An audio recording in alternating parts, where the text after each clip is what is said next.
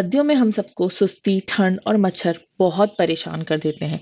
लेकिन अगर हम ख़वातीन चाहें अपने घर को आरामदा, पुरसुकून और अपने दिन को प्रोडक्टिव बना सकती हैं बगैर सुस्ती के। अस्सलाम वालेकुम everyone, welcome to my channel. उम्मीद है कि आप लोग सब खैरियत से होंगे, खुश होंगे। मैं भी बिल्कुल ठीक हूँ। सर्दियाँ शुरू होते ही हर घर की रूटीन बदल जाती है, काम बदल जाते हैं और हमारी मसरूफियत भी बदल जाती है। एक तरफ ठंडे पानी में हाथ डालते रहना, दूसरी तरफ पूरी फैमिली का ख्याल रखना। दिन की शुरुआत में मैं गर्म चाय या कहवा ज़रूर बनाती हूँ। सर्दियों में जिस्म को गर्म रखना बहुत ज़रूरी होता है। साथ ही साथ थोड़ी धूप भी अंदर आने देती हूँ, क्योंकि घर में धूप कुदरती तौर पे बैक्टीरियाज को ख़त्म करती है और आपके घर को भी गर्म रखती है। स्पेशली सुबह के टाइम कम से कम 1 से 2 घंटे के लिए अपने घर की खिड़कियों को लाजमी खोला करें, ताकि सर्दियों में अच्छी वेंटिलेशन हो, धूप आए, जिससे हमारा घर साफ सुथरा और बैक्टीरिया फ्री रहे। अब आते हैं किचन की तरफ, जो हमारा रोज का अहम काम है। सर्दियों में खास तौर पर यहाँ भी सुस्ती आ जाती है। ठंड की वजह से काम करने का दिल नहीं करता, हर चीज़ थोड़ी भारी लगती है। लेकिन अगर आप अपना सुबह का वक्त प्रोडक्टिव बना लें और तो ये सब काम बहुत आसान और तेजी से हो जाते हैं। सुबह उठते ही सबसे पहले अपनी बॉडी और माइंड को प्रिपेयर करें। सुबह के काम शुरू करने से पहले गर्म पानी, चाय या कहवा लाजमी पिएं। छोटा सा स्टेप आपके दिन के बाकी हिस्से को आसान, प्रोडक्टिव और एनर्जेटिक बना देगा। किचन में सबसे पहले जो काम ज़रूरी हैं, जैसे बर्तन धोना, खाने की तैयारी करना, वो सुबह के ही घंटों में मुकम्मल कर लें। क्योंकि इस वक्त आपका माइंड फ्रेश होता है, आपकी बॉडी एनर्जेटिक होती है, तो काम ज़्यादा जल्दी और प्रोडक्टिवली हो जाता है। सर्दियों में सुस्ती सबको ही आती है, लेकिन इसे आप आसानी से दूर कर सकते हैं।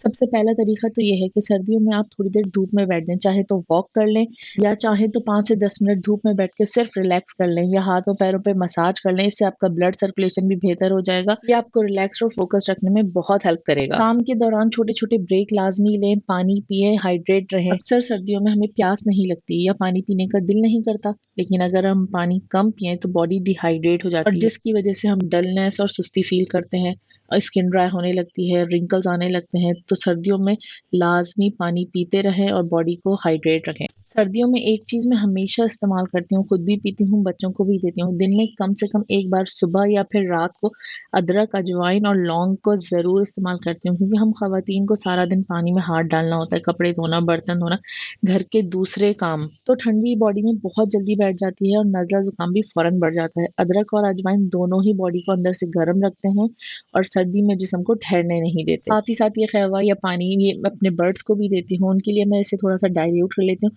हल्का नीम गर्म देती हूँ सुबह के टाइम, ताकि वो भी सर्दी से बचे रहें और सेहतमंद रहें। सर्दियों के स्टार्ट में हर साल एक काम मैं लाजमी करती हूँ, और वो है फिमिगेशन। क्योंकि सर्दियों में कीड़े मकोड़े, कॉकरोचेस वगैरह सब कहीं ना कहीं छुप जाते हैं और मच्छर बेइंतहा बढ़ जाते हैं और काटने लगते हैं। गर्मी की तरह बाकी दूसरे जो इंसेक्ट्स होते हैं वो कम ही नजर आते हैं घरों में, लेकिन वो कहीं ना कहीं छुप जाते हैं स्टोर में, सोफों के नीचे, पर्दों के पीछे, बेड के कोनों में। और जब मौसम दोबारा से बदलने लगता है तो वो अचानक हर जगह दिखाई देने लगते हैं। इसलिए मैं कोशिश करती हूँ कि सर्दी के मौसम में शुरू होने से पहले ही एक अच्छी फिमिगेशन लाजमी कर दूं, जिससे आपका सर्दी का मौसम तो बहुत आराम से गुजर जाता है और साथ ही साथ अगले 3-4 महीने भी बहुत इजीली बगैर किसी टेंशन के गुजर जाते हैं। तो फिर मैं बस एक-एक कमरे से स्टार्ट करती हूँ कि पहले एक कमरा कर लूँ, फिर दूसरे कमरे की बारी, ताकि ज़ाहिर है बच्चों के साथ फिर हर चीज़ फैल जाती है और चीज़ों को समेटना और मैनेज करना मुश्किल। तो बस छोटी-मोटी चीज़ें हटा ली जाती हैं, पूरा फर्नीचर हटाना बहुत मुश्किल हो जाता है, बस उसको खिसका के आगे कर दिया जाता है, ताकि दीवारों के कोने खाली हो जाएँ और अच्छी तरह से दवा असर कर सके। मैंने देखा है कि इन मच्छरों पे कोई दवा, कोई चीज़ असर नहीं करती है, इसलिए फिमिगेशन ये एक वाहिद चीज़ है जो अंदर तक पहुँच कर इनको ख़त्म करती है।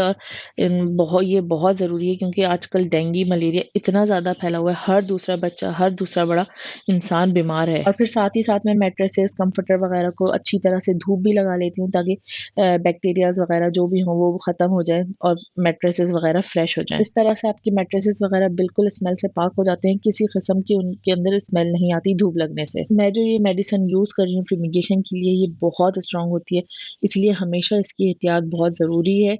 आप भी अगर ये यूज़ करें तो इसकी एहतियात लाज़मी करें। बच्चों से दूर रखें, जब बच्चे ना हों घर पे मौजूद तब ये करें। परिंदों या जानवर वगैरह जो आपके घर में मौजूद हों उन्हें दूर रखें। और एक रूम में 4 से 6 टैबलेट्स ये रखें, और कमरे को बंद करते वक्त एहतियात लाज़मी करें कि दरवाजे, खिड़कियाँ अच्छी तरह से बंद हों, पूरी तरह से वेंटिलेशन सील हो, ताकि धुआँ बाहर ना निकले। और 8 से 10 घंटे के लिए रूम को बिल्कुल बंद कर दें और इस दौरान कोई भी अंदर ना जाए, ना ही दरवाज़ा खोले।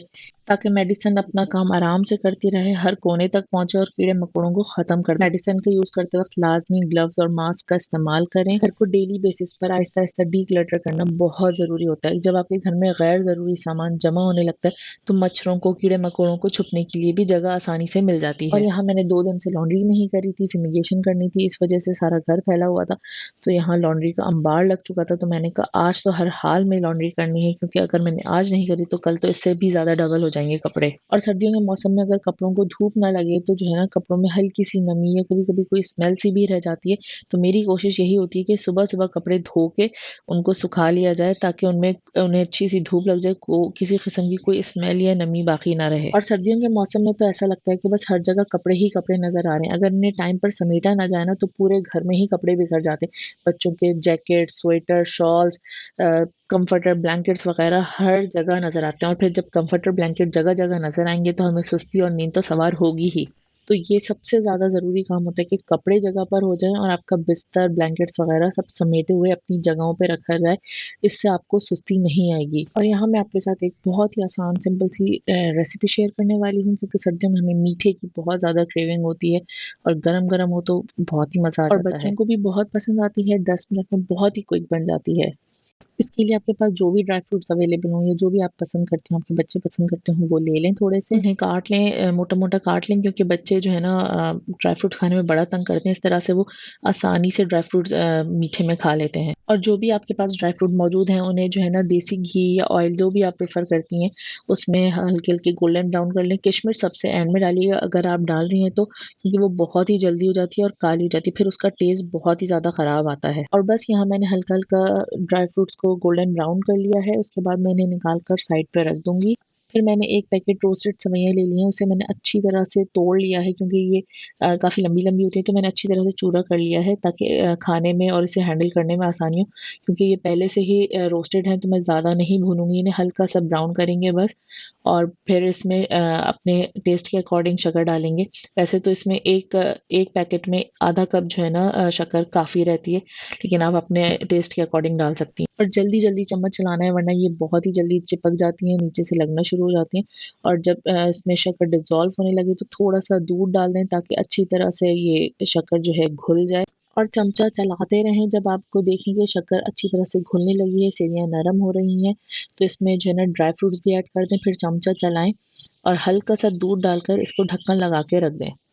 और आप यहाँ ये देखें, बच्चे मेरे कमरे में सो रहे हैं, क्योंकि इनके कमरे में मैंने मेडिसिन डाली हुई है फ्यूमिगेशन के लिए, ताकि उनका कमरा अच्छे से साफ़ हो जाए। फिर मैं उसे वैक्यूम वगैरह करके रेडी कर दूंगी, फिर ये अपने कमरे में सोएंगे। अभी ये मेरे कमरे में सो रहे हैं, तो इस तरह के हालात है। नीचे बिस्तर बिछा हुआ है, कोई कहीं सो रहा है, कोई कहीं सो रहा है।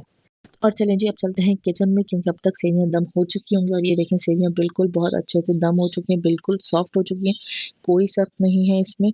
और अब हम इसे डिश आउट करेंगे और कांटे की मदद से इसको अलग अलग कर लेंगे, ताकि जो चिपकी हुई हो वो अलग हो जाए। ये बहुत ही आसान और बहुत ही मज़ेदार सी रेसिपी है और बहुत ही जल्दी बनती है। कोई गेस्ट आपके पास अचानक आ जाए तो आप ये बहुत आराम से बहुत जल्दी बना सकते हैं। रेसिपी को लाजमी ट्राई करिएगा, कमेंट्स में बताइएगा कि आपको कैसी लगी। अगर आपको मेरी टिप्स अच्छी लगती हैं तो चैनल को लाइक, शेयर, सब्सक्राइब लाजमी करिएगा। मिलते हैं नेक्स्ट ब्लॉग में, जब तक के लिए अल्लाह हाफ़िज़।